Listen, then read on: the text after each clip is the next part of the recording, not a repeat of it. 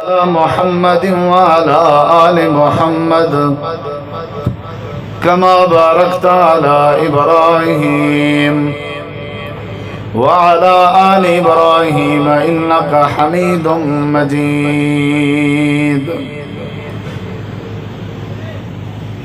ہر قسم کی حمد و ثنا، تعریفات، تحلیلات، تکبیرات، تمجیدات، تسبیحات اللہ رب العالمین کی ذات اقدس و بابرکات کے لیے خاص، لائق اور زیبا ہیں۔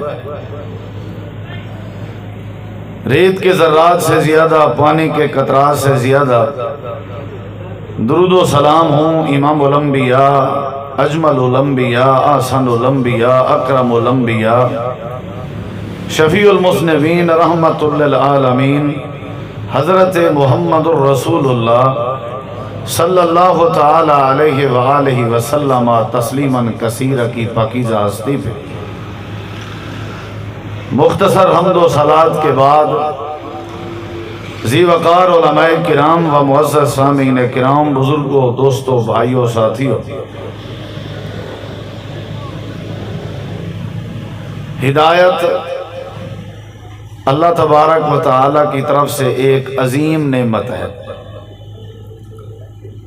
صراط مستقیم کی پہچان، سیدھے راہ پہ چلنا، یہ اللہ تبارک و تعالی کی طرف سے خاص انعام ہے اور خاص عنایت ہے۔ اگرچہ اس کے علاوہ اللہ تبارک و تعالی بے شمار ہمارے اوپر احسانات کر چکا ہے اور کر رہا ہے، لیکن ہدایت ایک ایسی نعمت ہے جو نعمت عظمی کی حیثیت رکھتی ہے۔ رب تعالیٰ کی کوئی نعمت، اللہ تعالیٰ کا کوئی فضل ہدایت والی نعمت کا مقابلہ نہیں کر سکتا۔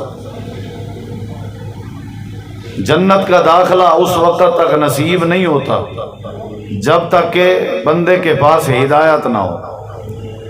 اللہ تبارک و تعالیٰ کا تعلق بندے کے ساتھ اس وقت تک نہیں بنتا جب تک ہدایت نہ ہو۔ جناب رسول کریم علیہ السلام کی امت میں آدمی اس وقت تک شامل نہیں ہو سکتا جب تک کہ ہدایت نہ ہو، اور آپ کے دست مبارک سے حوض کوثر بھی اسے نصیب ہوگا جس کے پاس ہدایت ہو۔ جہنم سے نجات بھی اس بندے کا مقدر بنتی ہے جس کے پاس ہدایت ہو۔ نبی، رسول، پیغمبر جتنے بھی تشریف لائے، سب نے لوگوں کو آ کر کے دعوت ہدایت پیش کی، کیونکہ اللہ تعالی نے قرآن مجید میں یہ بات فرمائی کہ سب سے پہلے روئے زمین پہ آسمان سے میں نے جو چیز نازل کی تھی حضرت سیدنا آدم علیہ السلام کے بعد وہ ہدایت تھی۔ فَإِمَّا يَأْتِيَنَّكُم مِّنِّي هُدًى فَمَن تَبِعَ هُدَايَ فَلَا خَوْفٌ عَلَيْهِمْ وَلَا هُمْ يَحْزَنُونَ، یعنی ہدایت وہ عظیم نعمت ہے جس کے ملنے کے بعد کسی قسم کا خوف نہیں ہوتا اور کسی قسم کا غم نہیں ہوگا۔ خوف کا تعلق دنیا کی زندگی سے ہے اور غم کا تعلق آخرت کی زندگی سے ہے۔ ہدایت کے ملنے کے بعد بغیر کسی خوف و خطر کے بندے کی زندگی گزرتی ہے، اور ہدایت کے ملنے کے بعد آخرت بھی بندے کی بغیر غم کے اللہ تعالیٰ اسے نصیب کرے گا۔ تو ہمیں ہدایت تلاش کرنی ہے، ہدایت حاصل کرنی ہے، ہدایت کو اپنی زندگی میں پیدا کرنے کی کوشش کرنی ہے۔ اور دوسری بات یہ ہے کہ اللہ تعالیٰ کی جتنی نعمتیں ہیں وہ آپ ہم جتنے لوگ ہیں اللہ سے سوال کریں یا نہ کریں اللہ نے دینی ہوتی ہیں۔ مثال کے طور پہ ہوا ایک بہت بڑی نعمت ہے، رزق بہت بڑی نعمت ہے، صحت نعمت ہے، باقی اولاد نعمت ہے، رات نعمت ہے، دن نعمت ہے۔ تو یہ ساری نعمتیں اللہ تبارک و تعالی ہم مانگیں یا نہ مانگیں اللہ نے یہ چونکہ ضروریات زندگی ہیں اللہ نے دینی ہے، اللہ کا وعدہ ہے۔ لیکن ہدایت ایک ایسی نعمت ہے کہ جب تک آپ اللہ تبارک و تعالیٰ سے سوال نہیں کریں گے، اللہ سے مانگیں گے نہیں، اللہ نے ہدایت نہیں دینی۔ جو بندہ گڑ گڑا کے رو کے سوال کرتا ہے، مانگتا ہے، تب جا کر کے اللہ ہدایت دیتا ہے۔ یہدی الیہ من اناب، یہدی الیہ من ینیب، جو رابطہ کرتا ہے، کوشش کرتا ہے، تگ و دو کرتا ہے، محنت کرتا ہے، اللہ اسے ہدایت دیتا ہے۔ حضرت سیدنا سلمان فارسی نے محنت کی، اللہ نے ہدایت دی۔ صحابہ کرام نے محنت کی ہدایت کو تلاش کرنے کے لیے، مصائب برداشت کیے، اللہ نے ہدایت دی۔ لیکن نبی کریم علیہ السلام نے یہ بات اور فلسفہ سمجھایا ہے کہ ہدایت مانگنی پڑے گی، سوال کرنا پڑے گا۔ جس طرح کہ سیدنا حضرت ابو ہریرہ رضی اللہ عنہ نے درخواست کی تھی کہ اے اللہ کے حبیب دعا کیجئے کہ اللہ تعالیٰ میری ماں جی کو ہدایت دے، یعنی سوال کرنا پڑا۔ حضرت سیدنا ابو ہریرہ رضی اللہ عنہ کا بھی عقیدہ تھا کہ جب تک ہدایت مانگی نہ جائے اللہ نہیں دیتا، تو آپ نے دعا فرمائی اللہم اہد ام ابی ہریرہ، تو پھر نتیجہ کیا نکلا؟ اللہ نے ہدایت دے دی۔ اسی طرح حضرت سیدنا عمر رضی اللہ عنہ کے بارے میں بھی نبی علیہ السلام نے ہدایت کی دعا کی تھی، اللہم ایّد الاسلام بعمر۔ تو ہدایت مانگنی پڑتی ہے، جب بندہ مانگے گا، سوال کرے گا، مطالبہ کرے گا، اللہ ہدایت دے گا۔ لیکن کچھ طریقے ذریعے اللہ نے اسباب بھی بتائے ہیں ہدایت کے۔ اگر کوئی شوق رکھتا ہے ہدایت کو حاصل کرنے کا تو اللہ تعالیٰ نے کچھ ذرائع بھی بتائے ہیں، کچھ طریقے بھی بتائے ہیں۔ پہلا طریقہ یہ بتایا ہے کہ قرآن تمہارے لیے ہدایت کا ذریعہ ہے۔ قرآن جو ہے ان ھذا القرآن یہدی للتی ہی اقوم، قرآن مجید ہدایت کا ذریعہ ہے۔ اور دوسرا نبی کریم علیہ السلام کی اتباع ہدایت کا ذریعہ ہے۔ وَإِن تُطِيعُوهُ تَهْتَدُوا، اگر تم اللہ کے رسول صلی اللہ علیہ وسلم کی اطاعت اور اتباع کر لیتے ہو تو اللہ تمہیں ہدایت دے گا۔ اور جو تیسرا طریقہ بتایا گیا ہے وہ ہے بیت اللہ، بیت اللہ بھی ہدایت کا ذریعہ ہے۔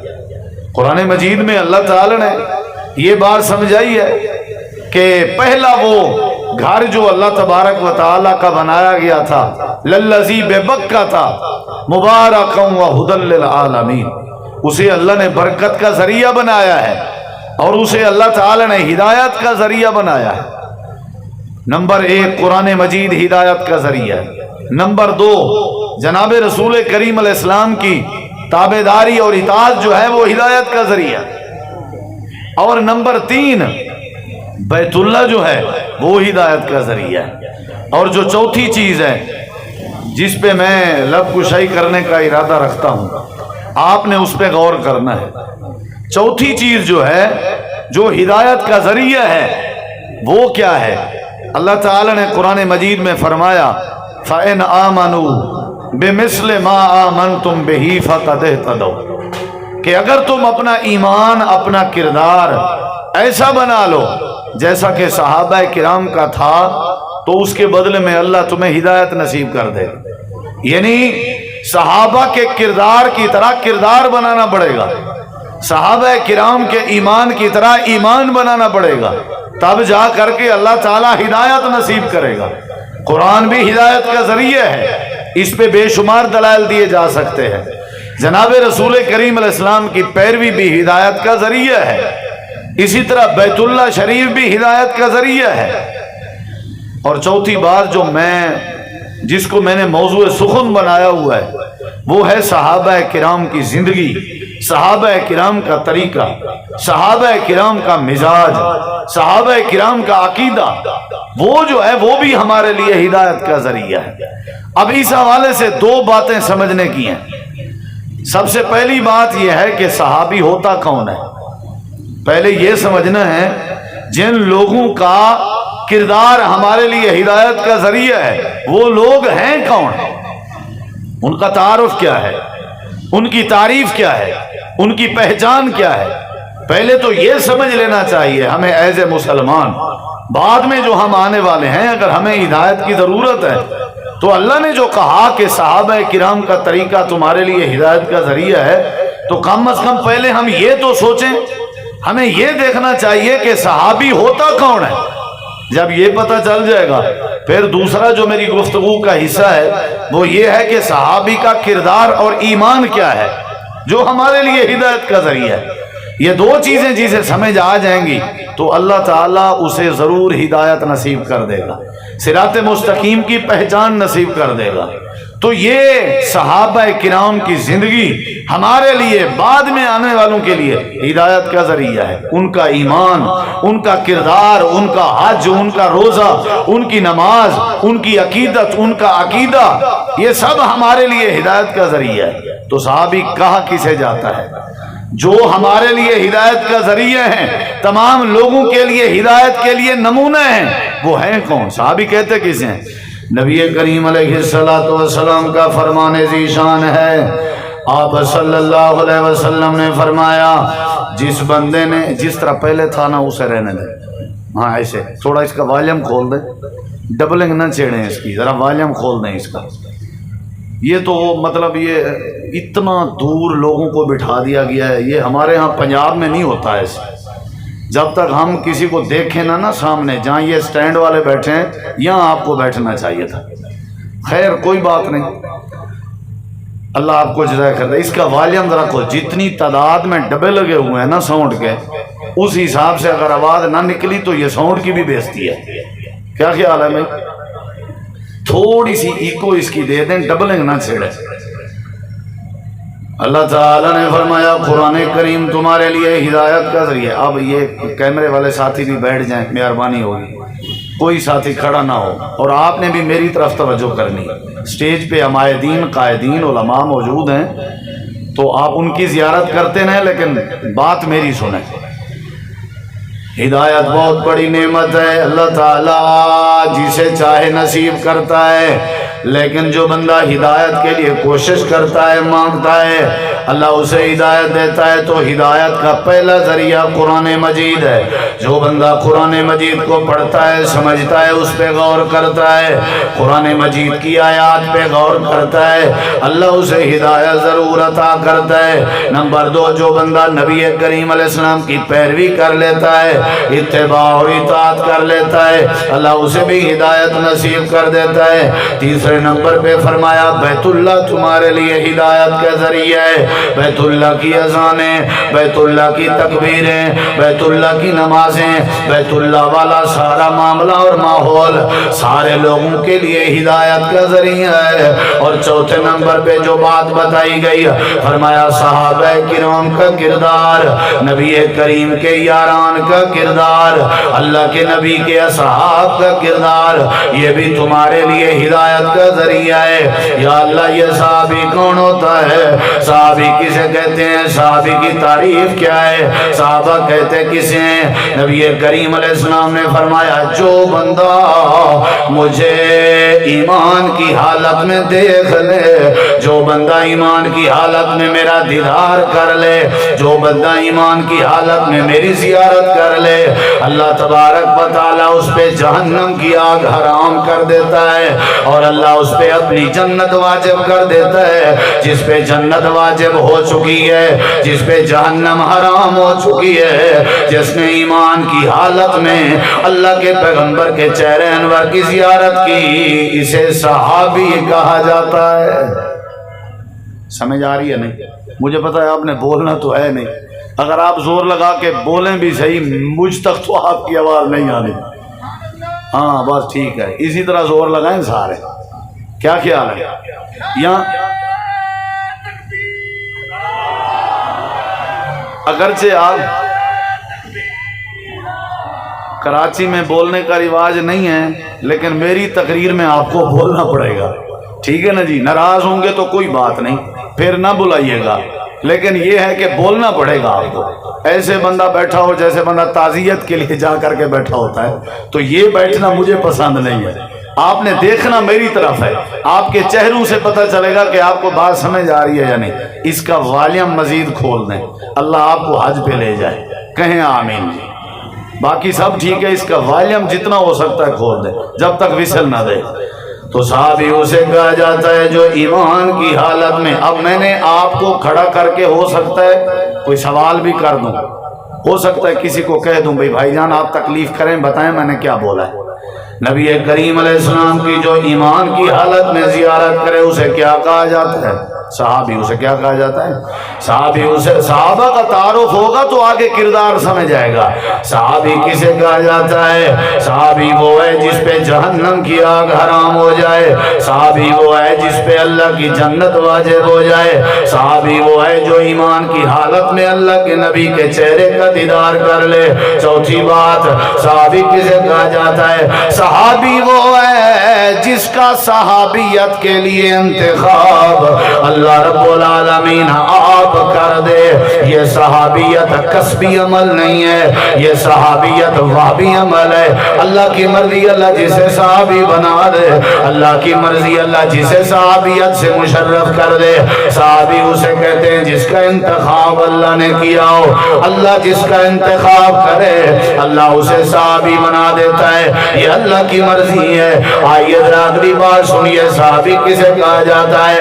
صحابی وہ شخصیت ہے جس کے دل کا اور دل کی صفائی کا معاملہ بھی اللہ تعالیٰ نے آپ خود کیا ہو۔ اللہ فرماتے ہیں صحابہ کے دلوں کو صاف بھی میں نے آپ کیا ہے، صفائی بھی میں نے کی ہے، اور صحابہ کرام کے دلوں کا امتحان بھی میں نے لیا ہے۔ جبریل کی ذمہ داری نہیں لگائی، فرشتوں کی ذمہ داری نہیں لگائی، ملائکہ کی ذمہ داری نہیں لگائی۔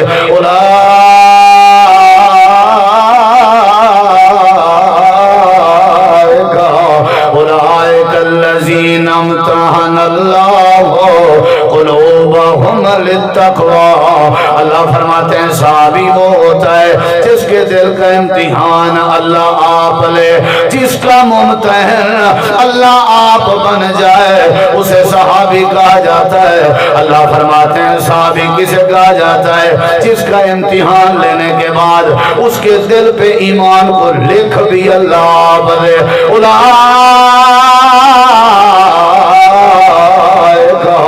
كتب في قلوبهم الإيمان۔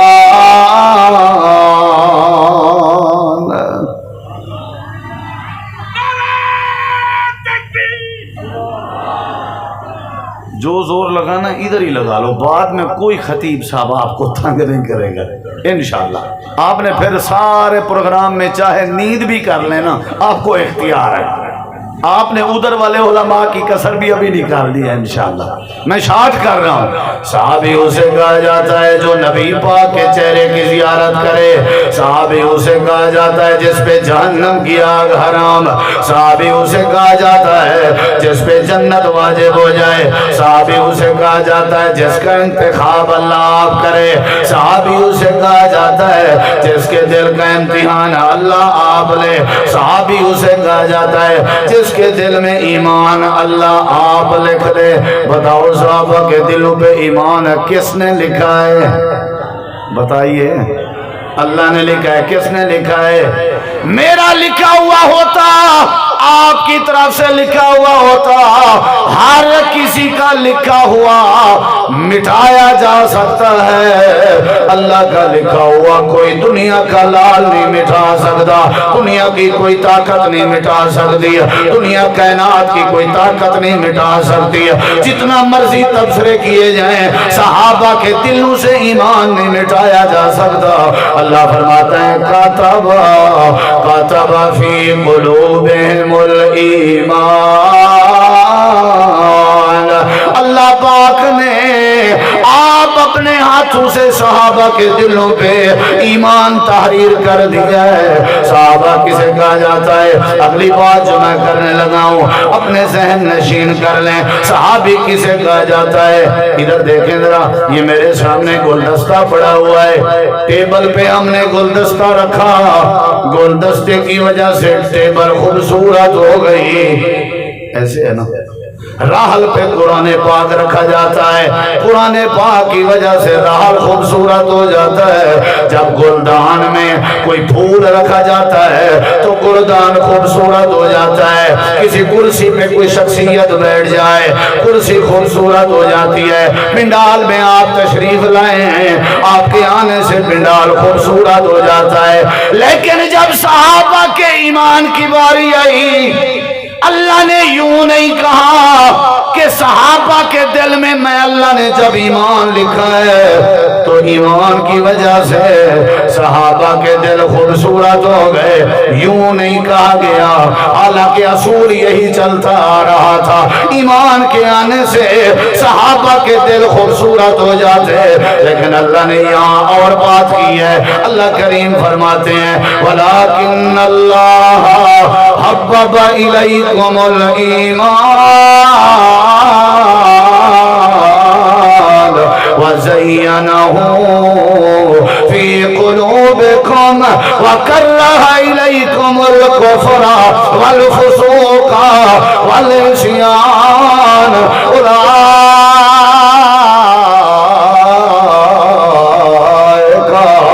هُمُ الرَّاشِدُونَ۔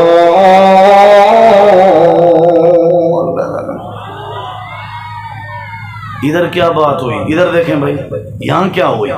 گلدستہ رکھنے سے ٹیبل خوبصورت ہو گئی، علماء کرام کے تشریف لانے سے سٹیج کی زیب و زینت میں اضافہ ہوا۔ میں نے ہاتھ میں گھڑی پہنی، گھڑی کی وجہ سے ہاتھ میں حسن آ گیا، انگوٹھی پہننے سے انگلی میں حسن آ جاتا ہے، ٹوپی کیپ پگڑی پہننے سے وضاقت میں حسن آ جاتا ہے۔ اللہ پاک نے صحابہ کرام کے بارے میں جو بات فرمائی ہے، کراچی والوں وہ اپنے دلوں پہ نوٹ کر لو۔ اللہ فرماتا ہے جب میں نے صحابہ کرام کے دلوں پہ ایمان لکھا تھا، اللہ فرماتے ہیں صحابہ کے دلوں کی وجہ سے ایمان کے حسن میں اضافہ ہوا ہے۔ ایمان کے حسن میں کچھ سمجھ آ رہا ہے کہ نہیں آ رہا؟ آ رہا ہے جی؟ اوپرلی بستی والے آپ کو بھی آ رہا ہے؟ ہاں ادھر دیکھیں ذرا، شاباش، جزاکم اللہ خیر۔ اللہ تعالیٰ فرماتے ہیں حبب الیکم الایمان وزینہ، اس لفظ پہ غور کریں، وزینہ فی قلوبکم، اللہ فرماتے ہیں ایمان کو ہم نے خوبصورت کر دیا تھا۔ کہاں؟ صحابہ کے دلوں میں۔ اللہ فرماتے ہیں ایمان کے حسن میں اضافہ ہوا جب ایمان صحابہ کے دل میں آیا، جب ایمان صحابہ کے دل میں آیا۔ بکواس کرتے ہو، صحابہ نبی کی وفات کے بعد مرتد ہو چکے تھے۔ جس دل میں ایمان اللہ کریم اپنے ہاتھ سے لکھ دے وہ مر تو سکتا ہے، ایمان سے پھر نہیں سکتا۔ اللہ نے ایمان میں پکا بنایا تھا، یہی وجہ تھی کہ اللہ نے فرمایا اولئک هم المؤمنون حقا، اللہ فرماتے ہیں یہ سچے مومن ہیں۔ اللہ فرماتے ہیں یہی مومن تھے جو ایمان جن کا میں نے تمہارے لیے ہدایت کا ذریعہ بنایا تھا۔ آئیے میں اپنا سبق دہراتا ہوں۔ صحابی اسے کہا جاتا ہے جو اپنی آنکھوں سے نبی کریم کی زیارت کرے ایمان کی حالت میں۔ صحابی اسے کہا جاتا ہے جس پہ جہنم کی آگ حرام کر دی جائے۔ صحابی اسے کہا جاتا ہے جس پہ جنت واجب کر دی جائے۔ صحابی اسے کہا جاتا ہے جس کا انتخاب اللہ رب العالمین آپ کرے۔ صحابی اسے کہا جاتا ہے جس کے دل کا امتحان بھی اللہ آپ لے۔ صحابی اسے کہا جاتا ہے جس کے دل میں ایمان کی تحریر، ایمان کی ڈگری بھی اللہ آپ لکھ دے۔ صحابی اسے کہا جاتا ہے جس کے دل میں ایمان کو آنے سے حسن مل جاتا ہے۔ یہ صحابی ہے۔ ادھر دیکھیں یہ کیا ہے بھائی؟ بولیں یہ کیا ہے؟ یہ کون ہے؟ یہ کون ہے؟ جواب نہیں آیا۔ یہ کون ہے؟ یہ صحابہ کرام ہے۔ کون ہے جی؟ بولیے۔ ادھر دیکھیں ذرا، سننا چاہتے ہیں آپ؟ ادھر دیکھیں ذرا، صحابی وہ ہوتا ہے ادھر دیکھیں، یاد رکھنی ہے آپ نے میری بات. صحابی وہ ہوتا ہے، ادھر دیکھیں بھائی جان، ہم نے نماز پڑھی ہے، ہم نے جلسہ کروایا ہے، ہم نے تلاوت کی ہے، نہیں کنفرم ہے. کوئی عالم، کوئی ولی، کوئی خطیب، کوئی امیر، کوئی قائد، کوئی شیخ الحدیث کوئی دعویٰ نہیں کر سکتا کہ اس کے بدلے میں اللہ مجھ پہ راضی ہو چکا ہے. کسی کے لیے یہ بات خاص نہیں ہے. صحابی اسے کہا جاتا ہے جس کی زندگی میں عرشاں والا رب راضی ہو جائے. نہیں سمجھ آئی؟ اللہ جس پہ راضی ہو جائے. کہاں؟ دنیا میں. حالانکہ یہ اللہ کا راضی ہونا جنت والوں کے لیے بہت بڑا فضل ہے. اللہ قیامت والے دن جنت میں اعلان کرے گا احل علیکم رضوانی. لیکن جب صحابہ کی باری آتی ہے، صحابی کی باری آتی ہے، اللہ فرماتے ہیں رضی اللہ عنہم ورضوا عنہ. اللہ فرماتے ہیں میں صحابہ سے راضی ہوں. بھائی میں صحابہ سے راضی ہوں، میں ساروں سے راضی ہوں، میں ساروں سے راضی ہوں. ساری کائنات مل جائے، ایک امام کی عظمت کا مقابلہ نہیں کر سکتی. ساری کائنات امام بن جائے، ایک محدث کا مقابلہ نہیں کر سکتی. ساری کائنات محدث بن جائے، ایک فقیہ کا مقابلہ نہیں کر سکتی. ساری کائنات فقیہ بن جائے، ایک تبع تابعی کی عظمت کا مقابلہ نہیں کر سکتی. ساری کائنات تبع تابعی بن جائے، ایک ادنے سے تابعی کی عظمت کا مقابلہ نہیں کر سکتی. ساری کائنات تابعی بن جائے، بیعت رضوان والوں کا مقابلہ نہیں کر سکتی. ساری کائنات بیعت رضوان والوں کی طرح بن جائے، عشرہ مبشرہ کے 10ویں صحابی کے مقام کا مقابلہ نہیں کر سکتی. ساری کائنات عشرہ مبشرہ جیسی ہو جائے، چوتھے خلیفہ حضرت علی المرتضیٰ کی عظمت کا مقابلہ نہیں کر سکتی. ساری کائنات حضرت علی جیسی ہو جائے، حضرت عثمان کا مقابلہ نہیں. ساری کائنات حضرت عثمان جیسی ہو جائے، حضرت عمر کا مقابلہ نہیں. ساری کائنات حضرت عمر جیسی ہو جائے، حضرت صدیق کی صداقت کا مقابلہ نہیں. ساری کائنات صدیق ورگی ہو جائے، آمنہ کے لال جناب محمد کریم کی عظمت کا مقابلہ نہیں.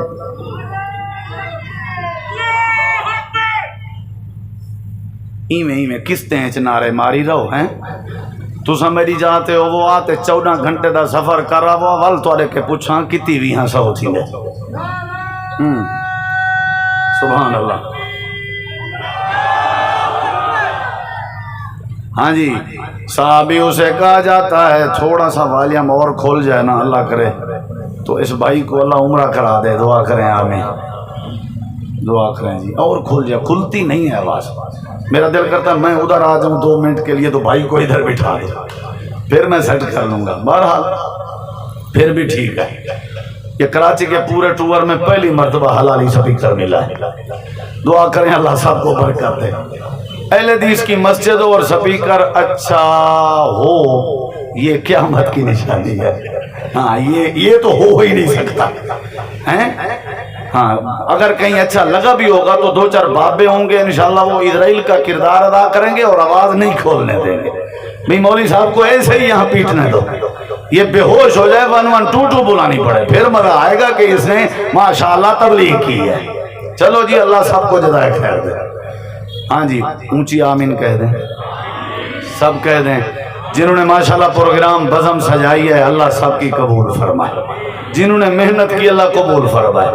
صحابی اسے کہا جاتا ہے جس پہ اللہ بولیں اللہ راضی ہو جائے. اللہ جس پہ اللہ راضی ہو جائے تو کون ہوتا ہے اس پہ ناراض ہوتا ہے؟ تیری کیا مجال کہ تو صحابی پہ ناراض ہے؟ تیری کیا جرت کہ تو صحابی پہ غصہ ہے؟ صحابی وہ ہوتا ہے جس پہ اللہ راضی ہو جائے اور دنیا میں اللہ راضی ہو جائے. اگلی بات میں ذرا کرنے لگا ہوں، ذرا اس پہ بھی آپ نے توجہ دینی ہے. صحابی کسے کہا جاتا ہے؟ اللہ نے کسی کو نہیں کہا میں نے تمہیں معاف کر دیا، نمازیوں میں نے معاف کر دیا، حاجیوں میں نے معاف کر دیا. صحابی رسول ایک ایسا رشتہ ہے جسے اللہ تبارک و تعالی دنیا کی زندگی میں معاف کر دیتا ہے. اللہ نے جس کو دنیا میں معاف کر دیا ہو اسے صحابی کہا جاتا ہے. جب چٹھی بھیجی جا رہی تھی, چٹھی پھر پکڑی گئی, پھر نبی پاک کے پاس لائی گئی. پتہ چلا حضرت حاتب بن نبی بلتا نے چٹھی بھیجی تھی. آپ نے حضرت حاتب کو بلایا, آپ نے فرمایا حاتب چٹھی تو نے لکھی ہے؟ جی میں نے لکھی ہے. جھوٹ نہیں بولا. جی میں نے لکھی ہے. آپ نے فرمایا کیوں لکھی ہے؟ اللہ کے نبی وجہ یہ ہے, وجہ یہ ہے, وجہ یہ ہے میرے اہل خانہ مکہ میں پیچھے رہ گئے ہیں. عرب والوں کا دستور ہے اگر عرب کے ساتھ اچھائی کی جائے یہ بدلے میں اچھائی کرتے ہیں. میں نے سوچا کہ ان کے ساتھ بھلائی کر دوں, خبر دے دوں ان کو, ہو سکتا ہے اس کے بدلے میں میرے بچوں کے ساتھ اچھا برتاؤ کریں. حضرت حاتب بیٹھے ہوئے ہیں. حضرت سیدنا عمر نے کہا اللہ کے نبی مجھے اجازت دیجیے میں تلوار نکال کے حضرت حاتب کی گردن کاٹ کے آپ کے قدمے میں رکھ دیتا ہوں, آپ کے قدموں میں ڈھیر کر دیتا ہوں. ادھر تاریخی جملہ ارشاد فرمایا میرے نبی پاک نے, کراچی والوں نوٹ کر لو, آپ نے فرمایا عمر تلوار نیام میں ڈال, کیا تجھے پتہ نہیں حاتب بدری صحابی ہے؟ حاتب بولے بولے حاتب بدری, ان کو تو سمجھ آ گئی تھی, آپ کو تو سمجھانا پڑے گا. حاتب بدری صحابی ہے. بدری صحابی کی کیا وجہ ہے؟ بدری صحابی کا کیا مطلب ہے؟ جو صحابہ بدر میں شریک ہوئے تھے اللہ تعالیٰ نے ان کے لیے اعلان فرمایا تھا اے میرے سائے میرے نبی کے یارو میں نے تم سب کو معاف کر دیا ہے. یعنی حاتب وہ ہے جس کو اللہ تعالیٰ نے معاف کر دیا ہے. میں نے تھوڑے سے وقت میں صحابی کا تعارف بتایا. ان کی عظمت بڑی ہے, عظمت کی طرف نہیں جاتا. شان بڑی ہے, ان کی شان کی طرف نہیں جاتا. فی الحال میں نے تعارف کروایا ہے. اللہ فرماتے ہیں ان کا کردار تمہارے لیے نمونہ ہے, ان کا ایمان تمہارے لیے نمونہ ہے. یا اللہ ان کا ایمان کیا تھا, ان کا کردار کیا تھا, اللہ نے ان کا ایمان بھی بتایا ہے, اللہ نے ان کا کردار بھی بتایا ہے. اللہ فرماتے ہیں صحابہ کا ایمان یہ ہے انما المؤمنون الذین آمنوا باللہ ورسولہ ثم لم يرتابوا. اللہ فرماتے ہیں صحابہ کا ایمان یہ تھا جب اللہ کی ذات پہ ایمان لا چکے تھے, اللہ کے پیغمبر پہ ایمان لا چکے تھے, پھر کسی ماحول میں بھی کسی موڑ پہ بھی صحابہ اللہ اور اس کے رسول پہ شک نہیں کرتے تھے. یہ بہت بڑا ایمان ہے. جب ایمان لا چکے تو پھر شک والی بات ہے. ہم تو ایمان بھی لا چکے ہیں, شک بھی کرتے ہیں, قرآن پہ بھی شک کرتے ہیں, حدیث پہ بھی شک کرتے ہیں, صحابہ کے عمل پہ بھی شک کرتے ہیں. ثم لم یرتابوا, یہ ایمان تھا صحابہ کا جو ہمارے لیے بطور ہدایت کا ذریعہ بنایا گیا. فرمایا وہ جان دے دیتے تھے, شک نہیں کرتے تھے. لم یرتابوا. صدیق اکبر کو دیکھ لیں, جب واقعہ معراج کا ذکر ہوا تو ابو جہل نے صدیق کو کیا کہا تھا, تو حضرت صدیق اکبر نے کیا جواب دیا؟ ساری کائنات اپنی طرف سے جھوٹ بول سکتی ہے پر میرا پیغمبر جناب محمد کریم جب بھی بولتا ہے سچ بولتا ہے. یہ تھا ایمان کہ جب بھی نبی کریم کی زبان سے کوئی بات نکلتی ہے تو سچ نکلتی ہے. ان کا عقیدہ تھا قرآن بھی وہی ہے اور حدیث رسول بھی وہی ہے. ان کا عقیدہ تھا قرآن بھی شریعت ہے, نبی کی حدیث بھی شریعت ہے, وہ شک نہیں کرتے تھے. حضرت سیدنا علی المرتضیٰ کو بھیجا گیا تھا چٹھی لینے کے لیے, عورت نے انکار کیا, مکمل تلاشی بھی لی گئی, چٹھی نہیں نظر آئی. بالآخر حضرت علی نے فرمایا اگر میں نے دوسرا رخ اختیار کیا تو پھر یہ نہ کہنا کہ میرے ساتھ زیادتی ہوئی ہے, اچھی بات یہی ہے چٹھی واپس کر دے. اس نے پھر اپنے بالوں میں سے وہ چٹھی نکالی اور پیش کر دی. پھر پوچھا اے علی اتنے یقین سے کیوں کہہ سکتے تھے کہ چٹھی میرے پاس ہے حالانکہ تراشی بھی لے چکے تھے؟ حضرت علی نے فرمایا مجھے بھیجنے والے جناب رسول پاک تھے, فرمانے والے نبی پاک تھے, کوئی اور ہوتا تو میں چلا جاتا, لیکن مجھے یقین تھا کائنات درہم برہم ہو سکتی ہے, آمنہ کے لال کا فرمان غلط نہیں ہو سکتا. یہ ایمان جو ہمارے لیے ہدایت کا ذریعہ ہے کہ وہ شک نہیں کرتے تھے. ہمیں کوئی حدیث سنائی جا کہتے ہیں مول صاحب ٹھیک ہے آپ کی بات, لیکن دیکھیں گے پھر آج کل حالات بھی دیکھنے پڑتے ہیں, مارکیٹ بھی دیکھنی پڑتی ہے, برادری کو بھی نہیں. یہ بات اگر میں اس پہ دلائل دینا شروع کر دوں وقت ساتھ نہیں دے گا کہ وہ شک نہیں کرتے تھے, یہ ان کا ایمان تھا. اور آگے سنیے ان کا کردار کیا تھا, وہ بھی قرآن نے بتایا ہے. قرآن نے ان کا کردار بھی بتایا ہے. انما كان قول المؤمنين اذا دعوا الى الله ورسوله ليحكم بينهم.